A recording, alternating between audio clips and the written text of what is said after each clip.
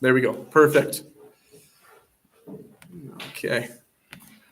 Well, welcome to Wednesday Night Bible Study. If you're watching online right now, we just ran through some prayer requests and opened up in prayer. It's a good way to start Bible study. So I'm taking over for the summer, as some of you guys already know. I'm still planning on keeping the series through the Bible alive. And so I'll start by asking an open-ended question to the room.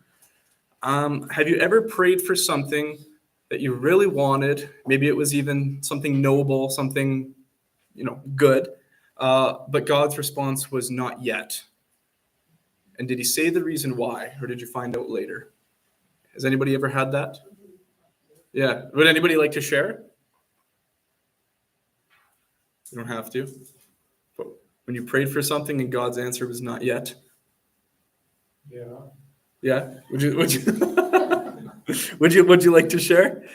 Yeah, I prayed for lots of stuff, and he said, wait, but, Yeah. and for actually my sons, I prayed for, and then I remember praying for my wife to be healed, and I basically found out the answer was when she gets to heaven. Not the answer I wanted, Right. She wasn't getting healed, so a lot of times I had difficulty thinking about whether God was hearing my prayer or not. And then, not everybody gets healed. And then, like, just recently I prayed for my sons a lot with the church and everything. And my younger son in Thailand, the other day when I was talking, he ordered a Bible. Mm-hmm. So that was one of the best things. No, that's, yeah. When he told me, he said, Dad, I ordered a Bible, and he asked me about a couple verses, because he's got to make some big decisions about leaving Thailand to go to Croatia. So when he told me about the Bible, I was just ecstatic that I could hear those words. Yeah. The opposite is going on with my older son. And that's how come I talk to Pastor about it all the time too, but it's like Margie also knows a lot about it, and I actually just blocked him on the phone, and I just said, God, how come you're not doing something? And then the reason I get upset is because I do prison ministry, and I'm helping men to be better fathers and stuff with their kids, and it ain't working for me. So, and it's hard because a lot of the stuff I'm helping those men with is things I didn't do as a dad. You know what I mean? But no, you know that you didn't do it. Yeah, no, but it sticks out more.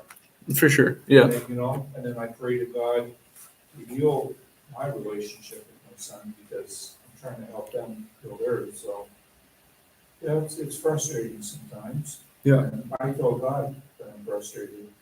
I'm not mad at him, but I just don't understand why he's doing it. And I know he obviously has a reason better than mine. Yeah, for sure. Because I always get confused about Romans 8:28, how everything works for the good. And sometimes I don't see that, but it's his living word, right? Yeah, for sure. So I'm just being honest, that's something that I've asked a lot. So yeah.